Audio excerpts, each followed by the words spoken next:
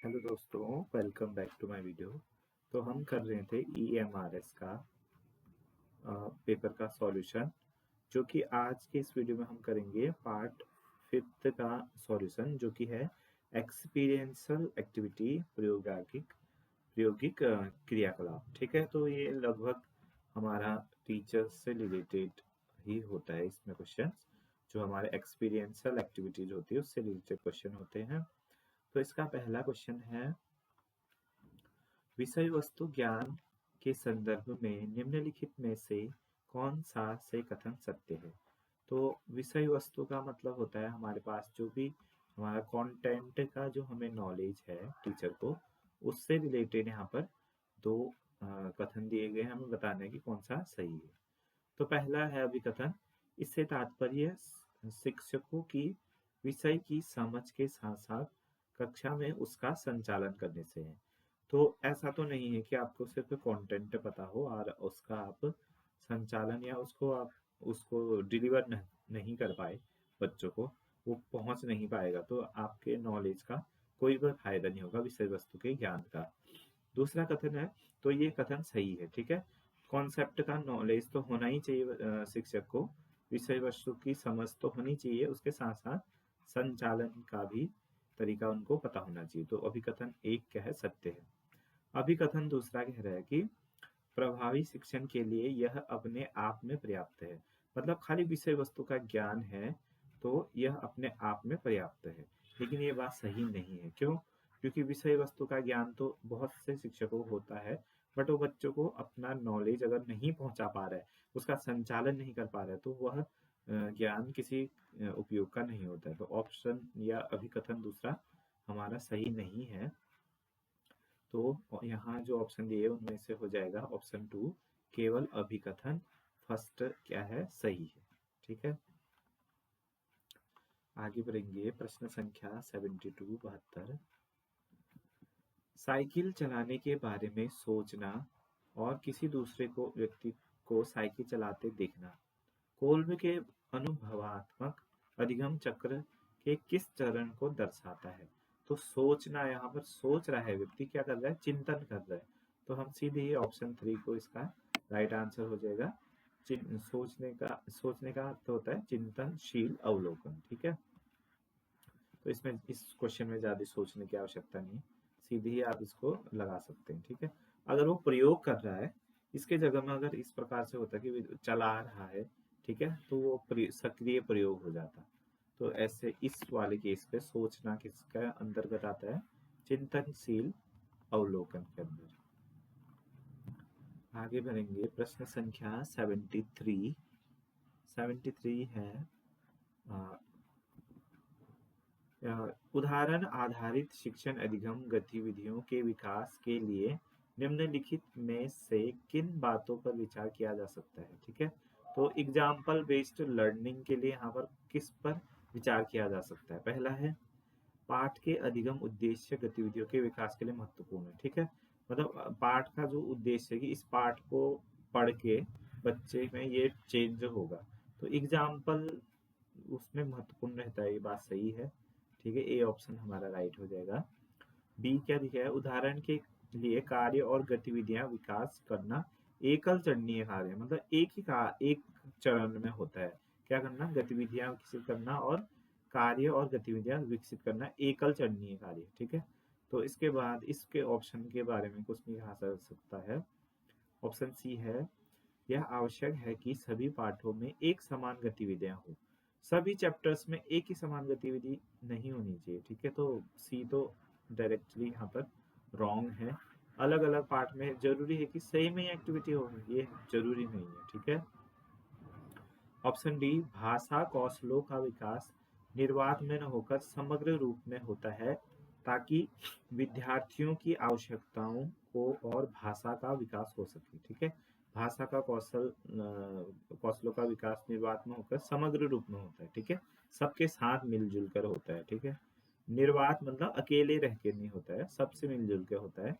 शिक्षार्थियों की अवधारणाओं और भाषा का विकास होते, तो ये ऑप्शन भी राइट हो जाएगा। तो यहाँ पर जो ऑप्शन दिया गया है उनमें से है ऑप्शन नंबर 4 राइट हो जाएगा। ठीक है, तो यहाँ पर कौन कौन है, ए और डी राइट है, तो ये वाला ऑप्शन हमारा राइट हो जाएगा क्वेश्चन नंबर 73 के लिए। आगे बढ़ेंगे प्रश्न संख्या 74 में। राष्ट्रीय शिक्षा नीति 2020 का व्यापक सर्वव्यापी दृष्टिकोण क्या है? इसमें बहुत सारे दृष्टिकोण दे रखे हैं हमें 4। इनमें से हमें सर्वव्यापी जो सबसे सुटेबल था उसका जो लक्ष्य है वो बताना है। ऐसा नहीं है कि ये गलत होंगे, बट इनमें से जो मोस्ट अप्रोप्रिएट है उसको हमें बताना होगा। पहला है शिक्षा के प्राथमिक लक्ष्य के रूप में व्यावसायिक प्रशिक्षण को बढ़ावा देना। प्राथमिक लक्ष्य मतलब जो फर्स्ट उद्देश्य है, लक्ष्य है व्यावसायिक शिक्षा को बढ़ावा देना। ये लक्ष्य भी था, लेकिन ये सर्वव्यापी है या नहीं है इस पे हम चर्चा करेंगे। ठीक है। दूसरा है परीक्षा परिणामों पर केंद्रित स्पर्धा शैक्षणिक वातावरण। मतलब शिक्षा का जो 2020 वाला था उसका परिणामों पर बहुत अधिक केंद्रित नहीं था, तो ये ऑप्शन हम नहीं लेंगे। ऑप्शन 2 को तकनीकी रूप से उन्नत संस्थाओं का विकास करना और स्वतंत्र रूप से कार्य करना। तकनीकी रूप से उन्नत संस्थाओं का विकास करना, जो पहले से उन्नत है उनका विकास करना, ये कोई सही स्टेटमेंट नहीं लग रहा है। ठीक है। तकनीकी रूप से जो तकनीक संस्थान उन्नत है उनका विकास करना, ये भी हम नहीं कह सकते 2020 के हिसाब से। और लास्ट है ऑप्शन 4 शिक्षार्थियों में भारतीय होने का गौरव पैदा करना, ये गहरा गौरव पैदा करना, ज्ञान कौशल मूल्य स्वभाव का विकास करना। तो ये सबसे सुटेबल यहाँ पर इसका वो लग रहा है, दृष्टिकोण लग रहा है। तो यही है कि भारतीय गौरव पैदा करना और कौशल ज्ञान स्वभाव को विकास करना। ऑप्शन नंबर 4 क्या होगा? राइट हो जाएगा। प्रश्न संख्या 75। प्रश्न संख्या 75 में क्या दिया गया है?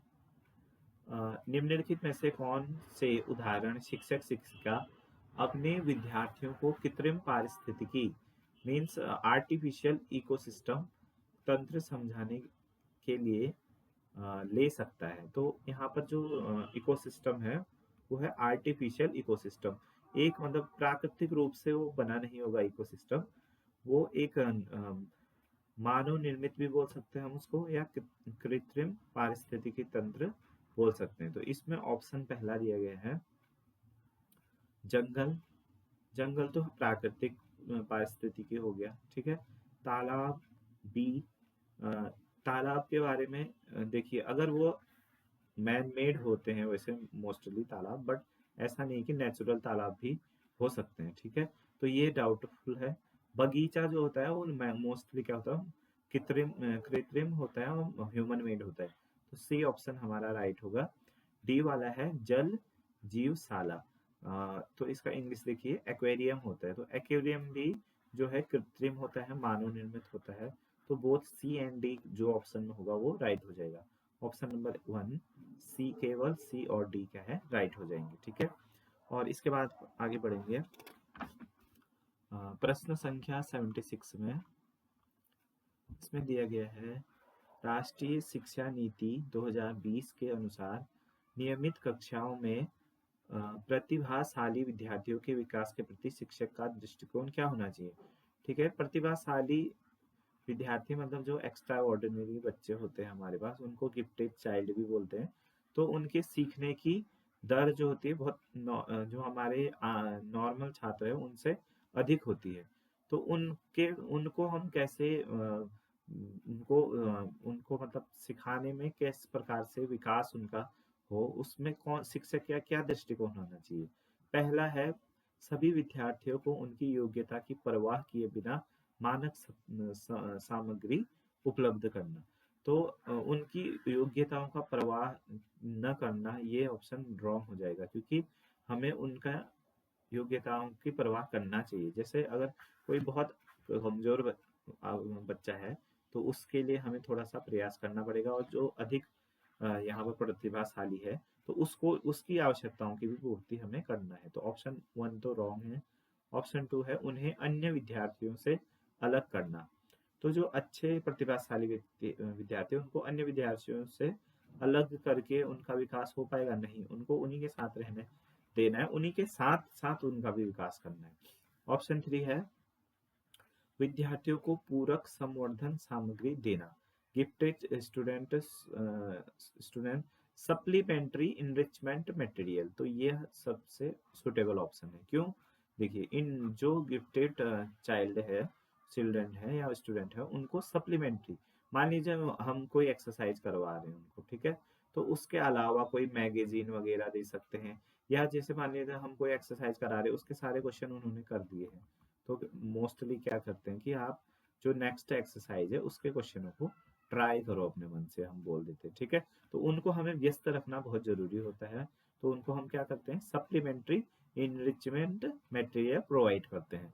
तो ऑप्शन 3 इसका राइट आंसर हो जाएगा। ऑप्शन 4 तो बिल्कुल नहीं होगा, क्योंकि इसमें दिया गया है कोई मार्गदर्शन न देना, तो कोई मार्गदर्शन हम नहीं देंगे, ऐसा नहीं हो सकता, हमें देना है उनको मार्गदर्शन। तो option 3 will be the right answer for question number 76। आगे बढ़ेंगे प्रश्न संख्या 77 में। इसमें क्या दिया गया है, अनमोल ज्यामिति सीख रही है, उसकी शिक्षिका उसे कागज से विभिन्न 3D आकृतियां बनाने और उनके फलकों और का विश्लेषणों का विश्लेषण करने को कहती है। उसकी सहपाठी सोहम अपने मस्तिष्क में आकृतियां की कल्पना करके बिना मॉडल के ही उनके गुणों के बारे में बताता है। यह परिदृश्य निर्माणवादी अधिगम के बारे में क्या दर्शाता है? ठीक है, तो एक के लिए तो कागज का हमारे पास 3D आकृति बनाने की आवश्यकता पड़ रही है, उसको ज्यामिति सिखाने के लिए। मानिए घन आप कुछ भी बता रहे हैं, तो एक को तो हम बना के दिखा रहे हैं, और दूसरा दिमाग से ही अपना सोच रहा है कि इस प्रकार का होगा, जैसे उसने सोच के बता दिया कि माचिस की डिब्बी, ठीक है, इस टाइप का। तो एक के लिए हमें प्रैक्टिकल करके दिखाना पड़ रहा है, और दूसरा अपना उसको आकृति को मस्तिष्क में ही सोच ले रहा है। तो निर्माणवादी में क्या इन ऑप्शन में से कौन सा सही होगा? तो यहाँ पर है, देखिए, निर्माणवादी अधिगम अमूर्त विषयों जैसे ज्यामिति के लिए अनुपयुक्त है, ठीक है। तो अमूर्त ज्यामिति के लिए अनुपयुक्त है, ये गलत है, ठीक है। ज्यामिति भी हम निर्माण, अगर वो कोई मस्तिष्क में कुछ आइडिया बना रहा है, तो अनुपयुक्त कैसे हो गया, वो उपयुक्त ही होगा। ऑप्शन 2, केवल भौतिक संपर्क से ही वास्तविक समझ संभव है। भौतिक संबंध से वास्तविक समझ संभव है, लेकिन केवल भौतिक संबंध से है ऐसा हम नहीं कह सकते हैं। ऑप्शन 3, मानसिक और भौतिक दोनों प्रकार की भागीदारी ज्ञान निर्माण के में समान रूप से मान्य है। तो ये ऑप्शन हमारा राइट हो जाएगा, ठीक है। मानसिक और भौतिक दोनों प्रकार से हम समझ सकते हैं ज्यामिति को, ठीक है। जैसे घनाभ का उदाहरण दे रहे हैं, तो हम माचिस की डिबिया है, तो बच्चे उस आकृति को इमेजिन करके भी उसको सीख सकते हैं, ठीक है। जरूरी नहीं है कि हमारे पास फिजिकली वो चीज अवेलेबल है, और अगर फिजिकल भी अवेलेबल है और मस्तिष्क में भी सोच पा रहे हैं, तो ये सबसे हमारा बेटर होगा। Question number 78। एक अध्यापक परीक्षा से पहले गहन समझ को बढ़ावा देने के लिए छोटे छोटे चर्चा समूह बनाकर पुनरीक्षण सत्र आयोजित कर रहा है। यह डॉट डॉट विधि का उदाहरण है। तो वो क्या कर रहा है कि छोटे छोटे समूह बना रहा है, तो इसमें यही पहचानना होता है पेपर में। समूह बना रहा है, तो हम क्या कर रहे हैं, व्याख्यान थोड़ा ना दे रहे हैं, ये ऑप्शन रॉन्ग। मौन पाठन भी नहीं कर रहे हैं, रॉन्ग। सहपाठी शिक्षण और हैंड्स आउट, इन दोनों में से कौन सा ऑप्शन हम चूज करेंगे? देखिए, समूह बना रहे हैं तो सहपाठी शिक्षण कर रहे हैं, एक समूह में बहुत से बच्चे हैं तो साथ मिलके पढ़ रहे हैं, तो ऑप्शन ये होगा सहपाठी शिक्षण, राइट आंसर हो जाएगा। उसके बाद है प्रश्न संख्या 79। विज्ञान की एक शिक्षिका ने श्यामपट्ट पर जैव निम्नीकरण के कुछ उदाहरण लिखे और अपने विद्यार्थियों से पूछा कि इनमें से कौन से समूहों में केवल जैव निम्नीकरण पदार्थ है। तो जैव निम्नीकरण को इंग्लिश में हम बोल सकते हैं बायोडिग्रेडेबल सब्सटेंस। जो सड़गल जाते हैं हमारे पास, उनको बोलते हैं बायोडिग्रेडेबल सब्सटेंसेस। और जैसे जो नहीं सड़ते गलते, जैसे प्लास्टिक है, उनको हम नॉन बायोडिग्रेडेबल सब्सटेंस बोलते हैं। तो इनमें से कौन सा जो ऑप्शन है उसमें निम्नीकरण या बायोडिग्रेडेबल सब्सटेंसेस है? तो देखिए, ऑप्शन ए में क्या क्या है, घास है, लकड़ी है, चमड़ा, ये तीनों सड़ते गलते हैं, तीनों क्या है, बायोडिग्रेडेबल है। बी है घास लकड़ी तो गलते हैं लेकिन प्लास्टिक नहीं गलता है, तो इस वाला ऑप्शन को हम नहीं लेंगे, बी वाले को। सी देखो, फलों के छिलके, केक और नींबू का रस, लगभग इसमें सभी चीजें सड़ गल जाती हैं, तो ऑप्शन सी भी हम ले लेंगे बायोडिग्रेडेबल में। उसके बाद है डी ऑप्शन, केक, लकड़ी और घास, ये तीनों भी हमारे क्या होते हैं, बायोडिग्रेडेबल होते हैं। तो ऑप्शन नंबर 1, ए, सी और डी, ये तीनों ऐसे ऑप्शन है जिनमें सारे ऑप्शन क्या है, बायोडिग्रेडेबल है या फिर जैव निम्नीकरण पदार्थ हैं। ऑप्शन नंबर 1 इसका क्या हो जाएगा, राइट आंसर। इसके बाद हम बढ़ेंगे प्रश्न संख्या 80 में, 80 में। एक माध्यमिक कक्षा के किसी विशेष कक्षा में छात्रों को व्यापक जानकारी तक पहुंच होती है और उन्हें अपने विचार रखने का अधिकार होता है। ठीक है, माध्यमिक कक्षा में क्या होता है, उनको जानकारी तक पहुंच होती है और अपने विचार रखने का अधिकार होता है। उपर्युक्त वक्तव्य एक उदाहरण है। जो उपर्युक्त वक्तव्य है वो इन ऑप्शन में से कौन सा यहाँ पर है? तो इसमें जो देखिए, पाठ्य पुस्तक केंद्रित केवल किताब वाला ऑप्शन है नहीं। लोकतांत्रिक कक्षा, तो ये लोकतांत्रिक कक्षा है, इसको हम डेमोक्रेटिक क्लास भी बोलेंगे। ठीक है, डेमोक्रेटिक क्लास बोल सकते हैं इसको। तो ऑप्शन बी इसका राइट हो जाएगा। सत्तावादी नहीं कहेंगे, किसी एक की सत्ता नहीं चल रही है। शिक्षक केंद्रित नहीं होगी, क्योंकि जो मॉडर्न एजुकेशन है वो छात्र केंद्रित है, शिक्षक केंद्रित नहीं है। तो ऑप्शन 2 इसका राइट आंसर हो जाएगा। प्रश्न संख्या 81, 81वां। राष्ट्रीय शिक्षा नीति 2020 के अनुसार ऑनलाइन शिक्षण के लिए मानक निर्धारित करने वाला प्रस्तावित निकाय कौन है? तो जो 2020 के अनुसार जो ऑनलाइन शिक्षण के लिए मानक स्टैंडर्ड जो बनाता है वो कौन सी बॉडी है इनमें से? तो इसका राइट आंसर है राष्ट्रीय शैक्षिक प्रौद्योगिकी मंच, NETF। NETF जो है ऑनलाइन शिक्षक के मानक निर्धारित करने वाला प्रस्तावित निकाय है। ठीक है, NETF, इसको लिख देते हैं NET यही है जो मानक निर्धारित करता है ऑनलाइन शिक्षण के लिए। इसके बाद जाएंगे प्रश्न संख्या 82 में। इसमें दिया गया है राष्ट्रीय शिक्षा नीति 2020 के अनुसार स्टेट स्कूल स्टैंडर्ड अथॉरिटी, इसको शॉर्ट फॉर्म में SSSA या SSSA बोलते हैं, अथॉरिटी की क्या भूमिका है? तो ये क्या करता है? तो यहाँ पर राज्य में जो शिक्षा नीति 2020 है वो कहती है कि राज्य में हमारे पास एक SSA होगी। ठीक है, और उसका कार्य क्या रहेगा कि वह प्रमाणीकरण करेगी और प्रत्यायन करेगी। ठीक है, क्रेडिटेशन देगी। तो यहाँ पर एक्रेडिटेशन करेगी कौन? SSSA। ठीक है, ऑप्शन 4 इसका राइट होगा। करिकुलम डेवलपमेंट नहीं करेगी, इंस्पेक्शन नहीं करेगी, सर्विलेंस नहीं करेगी, बल्कि क्या काम रहेगा SSA का? एक्रेडिटेशन, प्रमाणीकरण भी बोल सकते हैं इसको। ठीक है, प्रश्न संख्या 83। किशोरों के समूह में सामाजिक आलस्य, जो किशोरों के समूह है उनमें जो आलस्य है उसको, या लेजीनेस भी बोल सकते हैं इसको, सोशल लॉफिंग कहा जाता है इसको, को निम्न तरीकों से कम किया जा सकता है। किशोरावस्था में देखते हैं कि अधिकतर छात्र आलस्य के प्रॉब्लम से या फिर उससे जूझ रहे होते, तो उसको दूर करने के लिए हम क्या यहाँ पर किया जा सकता है? तो पहला ऑप्शन है लोगों को यह महसूस कराकर कि उनका व्यक्तिगत योगदान महत्वपूर्ण नहीं है। अगर हम लोगों को यह महसूस करा देंगे कि तुम्हारा योगदान महत्वपूर्ण नहीं है, तो वो क्या कार्य करने के लिए उत्साहित होगा और आलस्य होगा, तो इससे आलस्य में वृद्धि होगी। ठीक है, तो ऑप्शन नंबर 1 रॉन्ग हो जाएगा। ऑप्शन 2, कड़ी मेहनत करने के दबाव को कम करना। ठीक है, तो कड़ी मेहनत के दबाव को कम करेंगे तो आलस्य थोड़ा बहुत दूर हो सकता है, मतलब।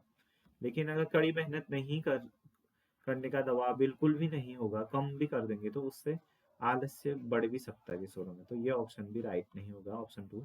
तीसरा ऑप्शन है प्रत्येक व्यक्ति के प्रयासों को पहचान से परे रखकर, मतलब अगर कोई भी छात्र कोई कार्य कर रहा है तो हम उसको रिकॉग्निशन नहीं देंगे, तो नहीं देंगे तो उससे उसका आलस्य और बढ़ेगा, घटेगा नहीं।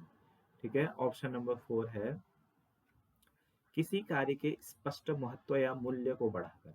हम अगर उनको बोलेंगे कि यह कार्य, मतलब अगर उनको बताया जाए कि इस कार्य का क्या महत्व है और उसका मूल्य अगर हम बढ़ाएंगे, मूल्य बढ़ाने का यही अर्थ है कि अगर हम उनको उस कार्य के प्रति सचेत कर दें कि अगर यह कार्य किया, इस कार्य का क्या मूल्य है, मतलब उनके जीवन के लिए ये कितना उपयोगी है, तो उससे जो हमारा सोशल लॉफ्टिंग है, जो किशोरों में सामाजिक आलस्य, उसको कम किया जा सकता है। तो ऑप्शन 4 इसका राइट आंसर हो जाएगा। ठीक है, इसके बाद बढ़ेंगे प्रश्न संख्या 84 में। आकलन के संदर्भ में निम्नलिखित में से कौन सा कथन सत्य है? आकलन मतलब बच्चों का जो आकलन है उसमें उससे संबंधित दो यहाँ पर कथन दिए गए हैं। इन दोनों में से हमें बताना है कि कौन सा सत्य है। ठीक है, या दोनों ही सत्य भी हो सकते हैं, इसको देखते हैं। पहला देखिए क्या है, आकलन ढांचे का विकास एक पुनरावृत्ति प्रक्रिया है जो चरणबद्ध तरीके से होती है। ठीक है, तो आकलन का कार्य चरणबद्ध तरीके से ही होता है, पुनरावृत्ति प्रक्रिया है। ठीक है, तो आकलन पुनरावृत्ति प्रक्रिया हम कह सकते हैं इसको कि जो पहले सिखाया है वही चीज को रिपीट कराते हैं हम कि उसको आया है नहीं आया है, और जो कि चरणबद्ध तरीके से होता है। तो पहला तो हमारा सत्य है, पहला कथन। ठीक है, दूसरा कथन है आकलन ढांचे पर कार्य मदों के विकास से पहले शुरू हो जाना चाहिए। तो इंग्लिश में लिखिए the work on assessment framework should be done before the item developed. तो इसमें दोनों ही कथन क्या है, राइट है। तो इसका कौन सा हो जाएगा ऑप्शन? Option number 4। अभिकथन 1 अभिकथन 2 दोनों ही सही हो जाएंगे। प्रश्न संख्या 85, इसमें क्या दिया गया है, बच्चे अपने माता पिता को बड़ों के प्रति सम्मान प्रदर्शित करते देखकर उनके प्रति सम्मानजनक रवैया विकसित करते हैं। रवैया निम्नलिखित माध्यमों से सीखा जा सकता है।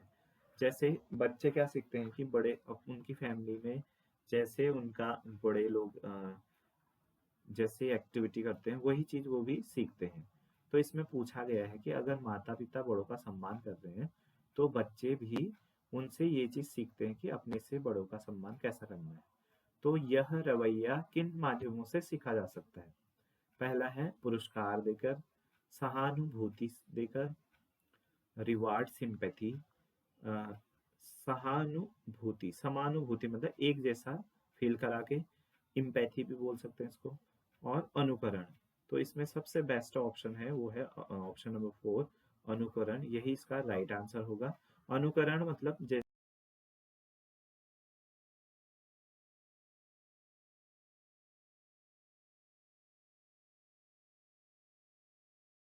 हम किसी को देख के उस कार्य को करते हैं तो उसी को हम बोलते हैं अनुकरण या मॉडलिंग। ठीक है, तो ऑप्शन 4 इसका राइट हो जाएगा। आगे बढ़ेंगे प्रश्न संख्या 86 में। इसमें दिया गया है राष्ट्रीय शिक्षा नीति 2020 में आभासी प्रयोगशालाओं, या फिर इसको हम बोलेंगे वर्चुअल लैब भी बोल सकते हैं। ठीक है, आभासी प्रयोगशालाओं को होस्ट करने के लिए कौन से प्लेटफॉर्म का उल्लेख किया गया है? ठीक है, कौन सा ऐसा प्लेटफॉर्म होगा, ठीक है, कौन सा ऐसा मंच होगा जिसकी सहायता से हम आभासी प्रयोगशालाओं को होस्ट करेंगे। ठीक है, तो राष्ट्रीय शिक्षा नीति 2020 में से क्या दिया गया है? तो इसका जो राइट आंसर है वो है जूम नहीं है, गूगल भी नहीं है, इसका राइट आंसर है स्वयं। ठीक है, स्वयं पोर्टल एक ऐसा प्लेटफॉर्म है जिसमें आभासी प्रयोगशालाओं को होस्ट करने के लिए दिया गया है। ठीक है, तो स्वयं इसका राइट आंसर हो जाएगा। प्रश्न संख्या 87 में दिया गया है NEP 2020 के अनुसार कौन सा सतत विकास लक्ष्य SGD 2030 तक समावेशी और न्याय संगत गुणवत्तापूर्ण शिक्षा सुनिश्चित करना और सभी के लिए आजीवन सीखने के अवसरों को बढ़ावा देना है। तो 2030 तक समावेशी और न्याय संगत गुणवत्तापूर्ण शिक्षा सुनिश्चित करना हमारा कौन से SDG में है, तो वो है SDG 4। SDG 4 का लक्ष्य क्या है? 2030 तक समावेशी और न्याय संगत गुणवत्तापूर्ण शिक्षा सुनिश्चित करना। प्रश्न संख्या 88, राष्ट्रीय शिक्षा नीति 2020 के अनुसार कक्षा में समावेशन को बढ़ावा देने के लिए क्या किया जाना चाहिए? समावेशी शिक्षा ऐसी शिक्षा है जहां हर प्रकार के छात्र को एक ही कक्ष में यहाँ पर शिक्षा दिया जाता है या प्रोवाइड कराया जाता है, ठीक है, अधिगम कराया जाता है। तो उसके लिए यहाँ पर कौन सा ऑप्शन सबसे राइट है? तो हमें क्या करना चाहिए? देखिए, पहला है विभिन्न संस्कृतियों के ज्ञान को हटाना। तो समायोजन का मतलब है कि विभिन्नता में एकता को देखना, लेकिन अगर हम संस्कृतियों को हटा देंगे तो वह किस प्रकार का समावेशन रहेगा? तो ये ऑप्शन हमारा रॉन्ग हो जाएगा। पूर्वाग्रह और रूढ़ियों को बढ़ावा देना। तो अगर हम रूढ़िवादिता को बढ़ावा देंगे तो हम समावेशन को बढ़ावा नहीं देंगे, क्योंकि रूढ़िवादिता तो कहते हैं कि जो स्पेशल चाइल्ड है वो नॉर्मल चाइल्ड से अलग है, लेकिन समायोजन कहता है या समावेशन कहता है कि सारे बच्चों को एक ही कक्ष में यहाँ पर ज्ञान प्राप्त करवाना है। तो रूढ़ियों को बढ़ावा देना भी ऑप्शन हमारा रॉन्ग हो जाएगा। विविधता के प्रति सम्मान को विकसित करना, तो ये ऑप्शन हमारा राइट हो जाएगा। Option 3 will be the right answer for this question. इसमें क्या दिया गया है? विविधता के प्रति सम्मान विकसित होना। जो हमारी डाइवर्सिटी है, इसका मतलब है कि सभी बच्चे एक जैसे नहीं हो सकते हैं, ठीक है। तो उनमें क्या रहता है? डाइवर्सिटी रहती है, तो उसके प्रति हमें क्या होना चाहिए? सम्मान का भाव विकसित करना चाहिए। ऑप्शन नंबर 3 इसका राइट हो जाएगा। आगे है प्रश्न संख्या 89। 89 में दिया गया है, दैनिक जीवन में वस्तुनिष्ठ शब्द का आशय है। जो हमारा ऑब्जेक्टिव वर्ड है उसका हमारी लाइफ जो एवरीडे लैंग्वेज में हम उससे क्या आशय लगा सकते हैं, ठीक है। तो तटस्थ मतलब न्यूट्रल, तो वस्तुनिष्ठ का मतलब तटस्थ होता है, इसका सिनोनिम है। पूर्वाग्रह भी पूर्वाग्रह रहित, ठीक है। पहले जो पूर्वाग्रह है उससे रहित भी हम बोल सकते हैं। कैसे? इसको समझिए। जैसे वस्तुनिष्ठ हम जब पेपर कराते हैं तो उसमें जो बच्चा स्कोर करता है तो उसके आधार पर हम उसके लिए राय बनाते हैं, ठीक है। तो उसका ये अर्थ नहीं होता है कि जैसे कोई बच्चा पढ़ने में अच्छा भी है, अगर उसका वस्तुनिष्ठ पेपर में उसके मार्क्स कम आ गए तो उसमें हम उसको उसी टेस्ट के आधार पर जज करेंगे, ना कि उससे पहले जो उसका परफॉर्मेंस रहा है उसके आधार पर। तो हम वस्तुनिष्ठ को पूर्वाग्रह रहित भी कह सकते हैं, ठीक है। सी है केवल तथ्यों पर आधारित। तो जो वस्तुनिष्ठ प्रकार का एक पेपर भी होता है तो उसमें केवल फैक्ट के बेस पे ही क्वेश्चन पूछे जाते हैं। तो केवल तथ्यों पे आधारित भी हम वस्तुनिष्ठ को कह सकते हैं। केवल संवेगों पर आधारित मतलब इमोशन के आधारित होता है वो भी केवल, तो ये ऑप्शन रॉन्ग होगा। तो ए भी सही है, बी भी सही है और सी भी सही। तो ऑप्शन नंबर 3 इसका राइट होगा। केवल ए, बी और सी इसके लिए राइट है वस्तुनिष्ठ के लिए, ठीक है। अब आगे बढ़ेंगे प्रश्न संख्या 90 में 90 में इसमें दिया गया है, राजनीतिक विज्ञान की कक्षा में 2 विद्यार्थियों ने चर्चा के बाद यह निर्णय लिया कि महिलाओं को लड़ाकू इकाइयों में शामिल होने और सेना के सर्वोच्च पद तक पहुंचने की अनुमति नहीं दी जानी चाहिए, ठीक है। उनका यह निर्णय जिस विचार को दर्शाता है वो क्या है? तो यह हम क्या कर रहे हैं कि एक रूढ़ि बना रहे कि महिलाओं को लड़ाकू इकाइयों में शामिल नहीं होने देना चाहिए, ठीक है। सेना में भी उच्च पदों पर नहीं है शामिल होने देना चाहिए। तो वह समाजवाद भी नहीं है, ठीक है, जो यहाँ पर डिस्कस हो रहा है। नारीवाद भी नहीं है, पितृसत्ता या पैट्रियार्की हम उसको बोल सकते हैं, ठीक है। और या तो हम पितृसत्ता बोलेंगे या तो लैंगिकता, ठीक है। इसमें जेंडर में डिफरेंस कर रहे हैं ना कि लड़कियों को शामिल नहीं होना चाहिए, तो होने को ये दोनों ही ऑप्शन राइट है, ठीक है। सी भी और डी भी, तो कौन सा ऑप्शन है सी और डी वाला? ऑप्शन नंबर फर्स्ट, ठीक है। लैंगिक मतलब स्त्री कोई कार्य को कर सकती है, पुरुष किसी को कर सकती है। जब इस आधार पर हम एक राय बनाते हैं तो उसको लैंगिक भेदभाव या लैंगिकता बोलते हैं, ठीक है। पितृसत्ता मतलब ये है कि जैसे कोई भी जो मानती है ऐसी रूढ़िवादिता जिसमें माना जाता है कि कुछ कार्य केवल पुरुष ही कर सकते हैं, स्त्रियां नहीं कर सकती। ऐसा तो कोई कार्य है नहीं कि कोई भी जेंडर नहीं कर सकता है, तो ये दोनों ऑप्शन हमारे राइट होंगे, ठीक है। लैंगिकता भी झलक रही है इसमें, और पितृसत्तात्मकता, जेंडर डिफरेंस तो वही दिख रहा है यहाँ पर, और पैट्रियार्की। तो ऑप्शन वन इसका क्या हो जाएगा? राइट हो जाएगा। आगे बढ़ेंगे प्रश्न संख्या 91 में। इसमें दिया गया है कार्ल रोजर का सिद्धांत उनके क्लिनिक में मरीजों की बातें सुनने के उनके अनुभवों से विकसित हुआ। उनके अनुसार व्यक्तित्व विकास है एक, जो पर्सनैलिटी डेवलपमेंट है वो क्या है? वो है सतत प्रक्रिया, कॉन्टिन्यूअस प्रोसेस है, ठीक है। तो ऐसा है कि बचपन में कोई आपकी पर्सनैलिटी कुछ अलग होगी, लेकिन टाइम के साथ साथ वो क्या होती है, धीरे धीरे आपकी पर्सनैलिटी या किसी भी की भी पर्सनैलिटी चेंज होती है, ठीक है, बदलती है, या फिर प्रोसेस अच्छी होती है, वो पहले से बेटर होती है। तो इसको बोलते हैं हम कॉन्टिन्यूअस प्रोसेस। ऑप्शन 3 इसका राइट आंसर हो जाएगा। प्रश्न संख्या 92 इसमें दिया गया है, एक शिक्षक ने कक्षा में किसी विषय पर चर्चा की और इकाई के समापन के बाद विद्यार्थियों से एक अवधारणा मानचित्र बनाने को कहा, ठीक है।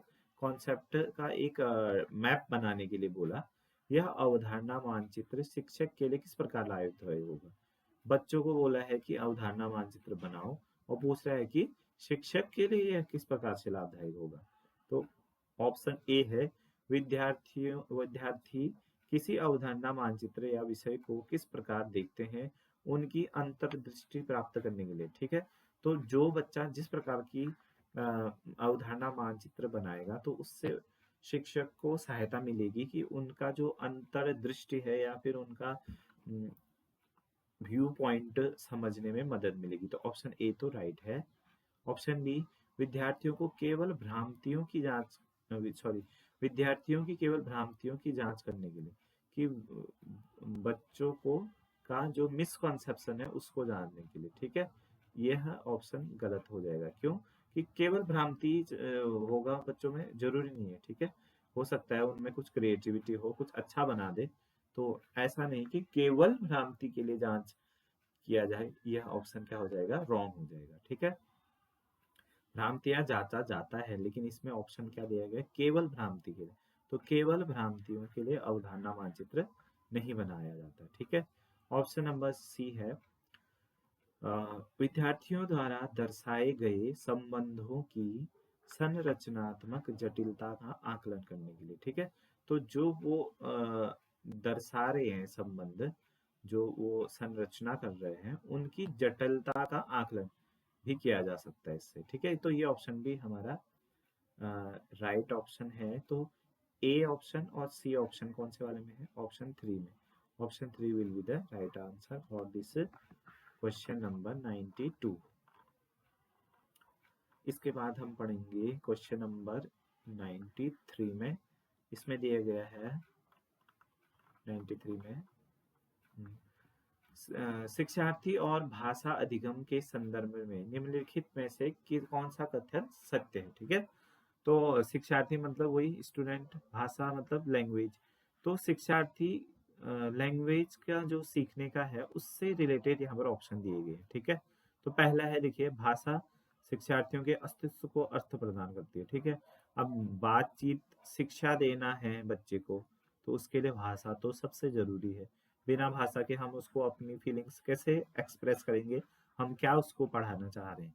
तो भाषा विद्यार्थियों के शिक्षार्थियों के अस्तित्व का अर्थ प्रदान करती है। तो ये ऑप्शन राइट है। भाषा अधिगम पूर्णतः पाठ्य पुस्तक आधारित होती है। जो भाषा है क्या वो पूर्णतः पाठ्य पुस्तक पर ही आधारित होती है? आधारित प्रक्रिया है? नहीं। कम्युनिकेशन नाम की भी चीज होती है, केवल पाठ्य पुस्तक पर ही आधारित नहीं होती है भाषा अधिगम। इसके बाद है ऑप्शन नंबर सी, शिक्षार्थियों को जिस भाषा का अच्छा ज्ञान हो उसमें संवाद करना आसान होता है। तो ये हमारा क्या है, राइट है। ठीक है, जो लैंग्वेज जिसको अच्छा आता है उसमें वो कम्युनिकेशन आसानी से कर पाता है। ऑप्शन सही हो जाएगा। मातृभाषा शिक्षार्थियों को स्वयं को अभिव्यक्त करने का सुख और आनंद प्रदान करती है। ठीक है, खुद को एक्सप्रेस करने के और उसका सुख देती है कौन? Mother tongue. तो ये ऑप्शन भी राइट हो जाएगा। ऑप्शन ए राइट है, फिर सी राइट है और डी राइट है। A C D option number first इसका क्या होगा, राइट आंसर होगा क्वेश्चन नंबर 93 के लिए। ठीक है, अब है प्रश्न संख्या 94। इसमें देखिए, राष्ट्रीय शिक्षा नीति 2020 में माध्यमिक शिक्षा में पाठ्यचर्या, सहपाठ्यचर्या और व्यावसायिक विषयों के बीच कठोर विभाजन को हटाने का मुख्य उद्देश्य क्या है? ठीक है, तो पाठ्यचर्या में जो सहपाठ्यचर्या जो कार्य था उसको भी पाठ्यचर्या में ही डाल दिया गया है। ठीक है, सह क्रियाकलाप होते थे जो, उसको भी हम यहाँ पर अब 2020 की जो शिक्षा नीति है उसमें पाठ्यचर्या के अंदर ही उसको डाल दिया गया है। और जो व्यावसायिक विषय है, जो मतलब जैसे व्यावसायिक आधार पर जो हमारे सब्जेक्ट हैं उनको भी इसी पाठ्यचर्या के अंदर कर डाल दिया गया, जिससे क्या हुआ है कि इनके बीच में जो कठोर विभाजन था या बोले कि हार्ड सेपरेशन था इनके बीच में, उसको कम करने की कोशिश की गई है। तो इसका जो मेन उद्देश्य था वो कौन सा था? तो पहला दिया गया था है इसमें, पाठ्यचर्या में अनिवार्य शैक्षिक विषयों की संख्या को कम करना। विषय कम करने थे इसलिए कठोर विभाजन हटाया गया है। तो यह ऑप्शन रॉन्ग है। शैक्षिक अधिगम को कम कठिन और अधिक मनोरंजक बनाना, कम कठिन बनाना और अधिक मनोरंजन बनाना, यह ऑप्शन सही लग रहा है लेकिन ये रॉन्ग है। क्यों? देखिए, कम कठिन तो ठीक है, कम कठिन बनाना का मतलब ये तो नहीं है कि हम उसमें से सारी कठिन चीजें निकाल दें। ठीक है, और अधिक मनोरंजन बनाना, मनोरंजक बनाना ज्यादा उद्देश्य नहीं होता है शिक्षा का कभी भी। ठीक है, उसको मतलब उसका वैल्यू बढ़ाना होता है, लेकिन मनोरंजन करना हम ये ऑप्शन नहीं कह सकते हैं ऑप्शन 2 को। ऑप्शन 3 में है, विद्यार्थियों की पसंद की परवाह किए बिना सभी विषयों को समान समय देना। ठीक है, उनकी विषय पसंद को परवाह किए बिना सभी विषयों को समय नहीं समय देना, ये भी रॉन्ग हो जाएगा। ठीक है, इसके बाद है फोर्थ वन, विद्यार्थियों को उनके रुचियों और जीवन के लक्ष्यों के अनुसार समग्र शैक्षिक मार्ग की रूपरेखा तैयार करना। तो ये सबसे बेटर ऑप्शन है और यही हमारा आंसर हो जाएगा, राइट ऑप्शन हो जाएगा। क्या दिया गया है इसमें? देखो, विद्यार्थियों को उनके रुचियों, उनकी इंटरेस्ट और जीवन के लक्ष्यों, उनको लाइफ में क्या करना है उसके आधार पर ही यहाँ पर सब्जेक्ट दिए गए हैं। ठीक है, उसके आधार पर समग्र शैक्षिक मार्ग का रूपरेखा, रूपरेखा मतलब उसमें पाठ्यचर्या में उन्हीं चीजों को दिया गया है। तो ऑप्शन 4 इसका राइट आंसर रहेगा 94 का। उसके बाद है क्वेश्चन नंबर 95। इसमें क्या दिया गया है? देखो, ज्ञान के संदर्भ में निम्नलिखित में 2 कथन दिए गए। ठीक है, नॉलेज बोल सकते हैं इसको। ठीक है, तो इसके रिस्पेक्ट में 2 यहाँ पर अभिकथन दिए गए हैं। पहला क्या है रहा है, ज्ञान किसी भी विद्या शाखा को परिभाषित करना, ज्ञान की किसी भी विद्या शाखा को परिभाषित करना कठिन होता है क्योंकि यह सर्वदा विकसित होती रहती है। ठीक है, तो ये बात सही है। ठीक है, मान लीजिए हमने कोई शाखा, ज्ञान की कोई शाखा है, उदाहरण के लिए विज्ञान ही ले लेते हैं। ठीक है, विज्ञान का हम बायोलॉजी ले लेते हैं। तो उसमें हम अच्छे से उसको परिभाषित करना कठिन है। मान एक तरफ से परिभाषित तो है जो जो किया गया है, लेकिन उसको हम पूरा नहीं कर सकते। मान लीजिए कोई नई खोज हो गई, तो उसका पूरा डेफिनेशन हम चेंज कर देंगे कि ऐसा ना ना ऐसा नहीं था, क्योंकि अभी नई खोज हुई, तो उसके रिस्पेक्ट में उसका जो पुराना डेफिनेशन चेंज हो जाएगा। ठीक है, तो ये बात सही है कि ज्ञान की किसी विद्या शाखा का परिभाषा करना कठिन होता है। ठीक है, पहला सत्य है। ज्ञान दूसरा है, ज्ञान की किसी भी विद्या शाखा को परिभाषित करना कठिन होता है, क्योंकि परिघटनाओं का जिस सीमा तक अध्ययन किया जाता है, उन्हें किसी एक परिभाषा में नहीं लाया जा सकता। ठीक है, तो ये वही बात है। सेम दोनों अभिकथनों में एक ही बात कहा गया है। ठीक है, दूसरे वाले में क्या कह रहा है कि जो विद्या शाखा को परिभाषित करना इसलिए कठिन होता है, क्योंकि जो घटनाओं को जिस सीमा तक अध्ययन किया गया है, उसको अ, परिभाषा की में लाना नहीं जा सकता। ठीक है, परिभाषा दे दी जाती है, तो अगर उससे आगे की चीजें निकल के सामने आती है, तो उसमें थोड़ा सा चेंज हो जाता है। तो अभिकथन 1 और अभिकथन 2 दोनों ही यहाँ पर क्या है, ट्रू है, सत्य है। तो ऑप्शन नंबर 4 हमारा क्या हो जाएगा, राइट आंसर हो जाएगा। इसके बाद है प्रश्न संख्या 96। प्रश्न संख्या 96 में है, निम्नलिखित में कौन सी मानसिक संक्रियाएं, ठीक है, मेंटल ऑपरेशन समस्या की प्रकृति से संबंधित है, नेचर ऑफ प्रॉब्लम से संबंधित है। एक नाटक में आयोजन में उपयुक्त विषय की पहचान, अभिनेताओं और अभिनेत्रियों का चयन, धन की व्यवस्था आदि शामिल है। ठीक है, नाटक करना है, उसमें हमें आयोजन के लिए उपयुक्त विषय की पहचान करना है, अभिनेताओं का चयन करना है, अभिनेत्रियों का चयन करना है, धन की व्यवस्था करना है। तो इसमें कौन सी मानसिक संक्रिया समस्या की प्रकृति से संबंधित है? तो इसमें देखिए, पहला है परिणाम का मूल्यांकन करें। अब कोई हम वो बना रहे हैं, तो उसमें हमारा जो अल्टीमेट गोल रहेगा कि परिणाम का मूल्यांकन करना, ये बात तो सही है। लेकिन जब वो प्रक्रिया चल रही होगी, तो उस समय हम इसका मूल्यांकन नहीं करेंगे। हम तो उस समय कौन क्या कर रहा है, उन चीजों को ही हम समस्या मानेंगे, तो यह नहीं होगा। ठीक है, ये समस्या नहीं होगी। समस्या की पहचान करना, समस्या की पहचान करने की आवश्यकता ही नहीं होगी। जब हम यहाँ पर नाटक करें, तो समस्या खुद उत्पन्न होगी कि मान लीजिए जो कोई अभिनेत्री या अभिनेता कोई एक पार्ट रोल कर रहा था पहले, अगर उसका तबीयत अचानक खराब होगी, तो समस्या की पहचान करने की आवश्यकता नहीं होगी। तो उस समय हमें क्या करना है कि उसके रिप्लेसमेंट के लिए हमें दूसरे अभिनेता या अभिनेत्री को लाना होगा। तो हमें समस्या का पहचान भी, राइट ऑप्शन सही तो लग रहा है, लेकिन उतना उसको हम कंसीडर नहीं करेंगे। ठीक है, समस्या का प्रतिनिधित्व करना मतलब समस्या है करके बताना, कि प्रतिनिधित्व करना, रिप्रेजेंट करना प्रॉब्लम को। तो यहाँ पर हमें रिप्रेजेंट करके क्या मिलेगा, कुछ नहीं। हमें तो क्या चाहिए, समाधान की योजना। ठीक है, plan of solution, solution oriented attitude चाहिए।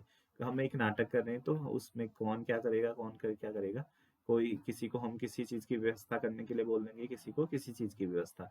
तो हमारा जो एटीट्यूड होना चाहिए, वो होना चाहिए समाधान की योजना बनाना। ठीक है, प्लान ऑफ सॉल्यूशन। ऑप्शन 4 ही इसका क्या होगा, राइट हो जाएगा। अब है प्रश्न संख्या 97। इसमें दिया गया है, निम्नलिखित में से कौन क्रोध प्रबंधन, एंगर मैनेजमेंट, जैसे किसी को या पढ़ाते पढ़ाते टीचर्स को या किसी को भी अगर बहुत ज्यादा क्रोध आ रहा है, तो उसको हम कैसे मैनेजमेंट करेंगे? तो इसमें पहला ऑप्शन दिया है, अपने विचारों की शक्ति को पहचानना, चलाने वाली आत्मचर्चा में शामिल होना, दूसरों पर इरादे और गुप्त उद्देश्य थोपना और बाहर की ओर देखना। ठीक है, तो क्रोध को हम प्रबंधन कैसे करेंगे, मैनेजमेंट मतलब एंगर को हम मैनेज कैसे करेंगे? तो बाहर की ओर देख के भी नहीं करेंगे, दूसरों पे इरादे और गुप्त उद्देश्य को थोपना कि तुमने इसके लिए किया था, तुमने इसके लिए किया था, इस प्रकार से आरोप अगर हम थोपेंगे, तो उससे हमारा गुस्सा या क्रोध जो भी उस नियंत्रण में होने वाला नहीं है। तो ऑप्शन 2 3 भी यहाँ पर सही ऑप्शन नहीं होगा। ऑप्शन 2 है जलाने वाली आत्मचर्चा में शामिल होना। ठीक है, मतलब खुद को जलाने वाली या फिर अपने मतलब खुद अपने को क्रिटिसाइज करने वाला आत्मचर्चा में शामिल होना, ये एक हद तक ये ऑप्शन सही है। लेकिन अगर ऑप्शन नंबर 1 और 2 को देखें तो ऑप्शन नंबर फर्स्ट है कि अपने विचारों की शक्ति को पहचानना। तो क्रोध के प्रबंधन, एंगर मैनेजमेंट के लिए ऑप्शन 1 जो होगा वो मोर एप्रोप्रिएट होगा रादर देन ऑप्शन 2। तो इसका राइट ऑप्शन क्या हो जाएगा? अपने विचारों की शक्ति को पहचानना। ठीक है, इतना पागल नहीं हो जाना है गुस्से में कि हमें यही पता न चले कि सामने वाला भी इंसान ही है, उसको भी इंसान की तरह ही ट्रीट करना है। ठीक है, तो हम यहाँ पर राइट ऑप्शन क्या हो जाएगा? अपने विचारों को मजबूत बनाना है। ठीक है, शक्ति प्रदान करना है, इमोशनली स्ट्रांग होना है, वीक नहीं होना है। प्रश्न संख्या 98 में है, राष्ट्रीय शिक्षा नीति 2020 द्वारा पाठ्यचर्या में आवश्यक विषयों, कौशलों और क्षमताओं को शामिल करने के दृष्टिकोण का वर्णन कौन सा विकल्प करता है? ठीक है, तो इसमें जो आवश्यक विषय है, कौशल है, क्षमता है, इसको शामिल करने के लिए जो राष्ट्रीय नीति 2020 वाली है, इसमें सबसे बेटर विकल्प कौन सा है? ठीक है, तो पहला है, वैश्विक स्पर्धा बढ़ाने के लिए मुख्य रूप से विदेशी पाठ्यक्रमों पे ध्यान देना। अगर एक हद तक ये बात सही है कि हमें विदेश में क्या चल रहा है, देखो पूरे और देशों के साथ तालमेल बिठा के चलने के लिए हमें ये पता रहना चाहिए कि विदेशों के पाठ्यक्रम में क्या चल रहा है। लेकिन केवल विदेशों के पाठ्यक्रम पे ही ध्यान दें और स्वदेशी पाठ्यक्रमों पे ध्यान न दिया जाए, तो यह भी पूरी ये ऑप्शन सही है, लेकिन पूरे तरीके से ये ऑप्शन सही नहीं है, तो इसको हम रॉन्ग बोल देंगे। इसके बाद है दूसरा, विद्यार्थियों की पसंद को सीमित करना ताकि मानकीकृत अधिगम सुनिश्चित किया जा सके। विद्यार्थियों की पसंद को सीमित नहीं किया जा रहा है, बल्कि 2020 में तो उनको मोर ऑप्शन दिया जा रहा है कि आप साइंस के साथ आर्ट्स भी ले सकते हो, आर्ट्स के साथ साइंस भी ले सकते हो। ठीक है, कोई भी सब्जेक्ट उठा सकते हो, history, math, science, math, sorry math and arts के सब्जेक्ट। तो विद्यार्थियों की पसंद को तो सीमित यहाँ पर नहीं किया जा रहा है। ठीक है, ऑप्शन नंबर 3, एक बहु विषयक।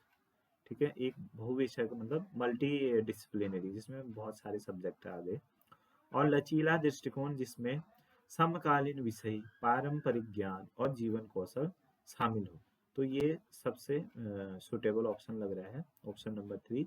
हमें एक ऐसा सिस्टम डेवलप करना है, बहु विषयक, मल्टी डिसिप्लिनरी, जिसमें बहुत सारे, जो अभी मैंने बताया आपको कि कोई भी सब्जेक्ट कॉम्बिनेशन ले सकते हो, लचीला होगा।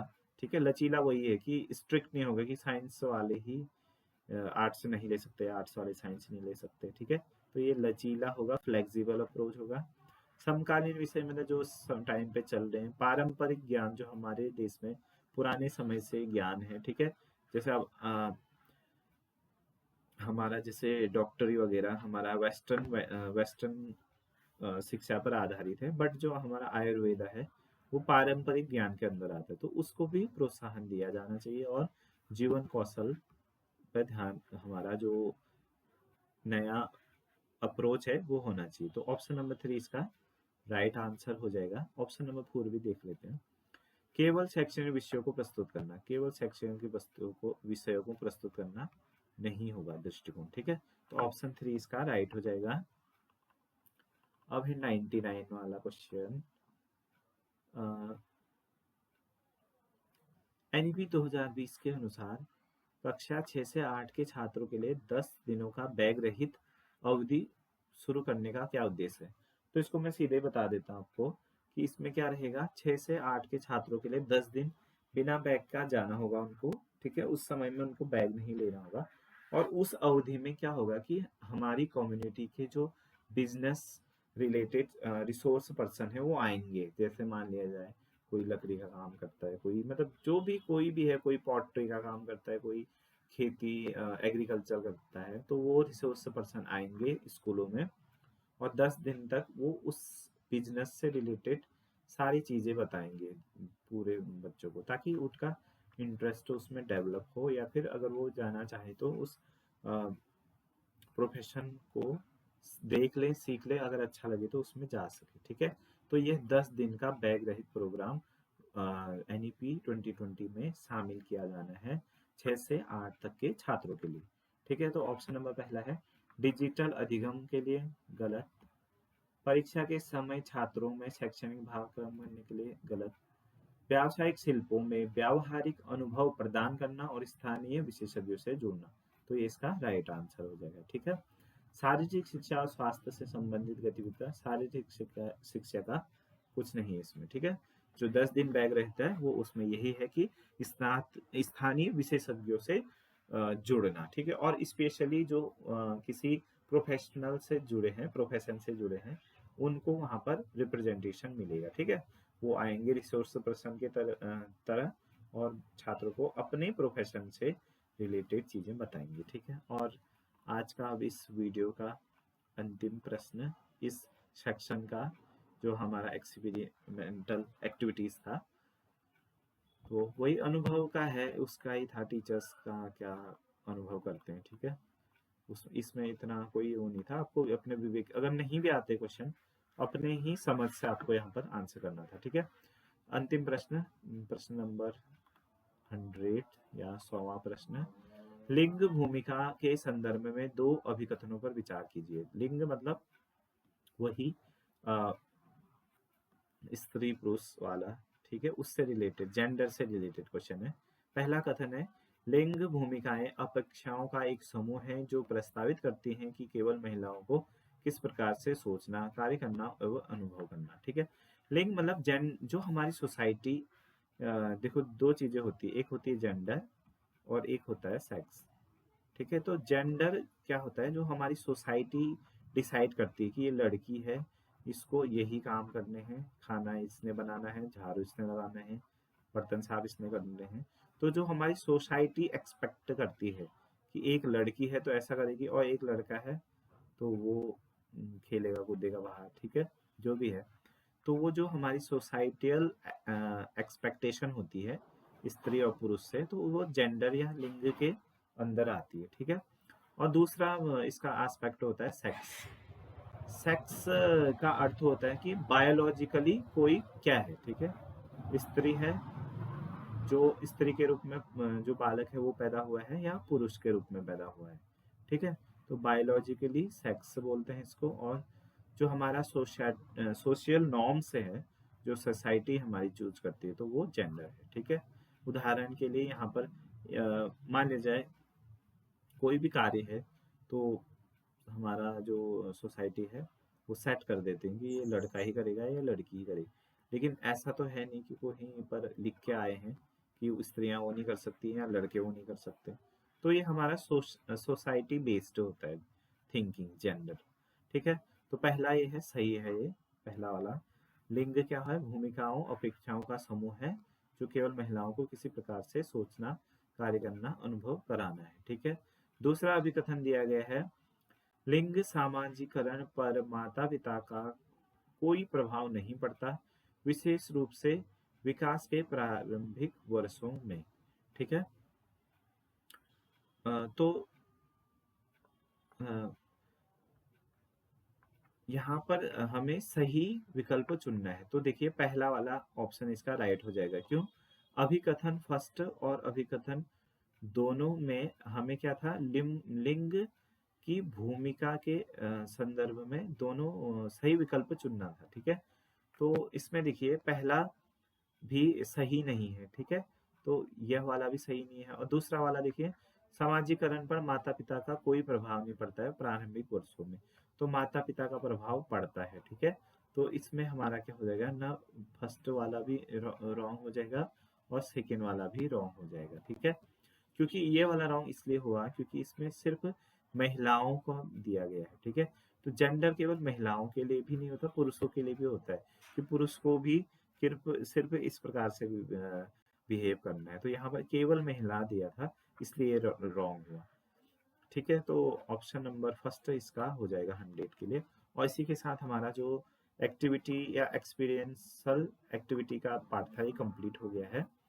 इसके बाद हम अब लैंग्वेज, इंग्लिश लैंग्वेज और हिंदी लैंग्वेज वाला पार्ट करेंगे। ठीक है, आई होप आपको ये एक्सप्लेनेशन समझ में आया होगा। इसके बाद हम मिलेंगे नेक्स्ट वीडियो में, ठीक है? तब तक के लिए बाय बाय।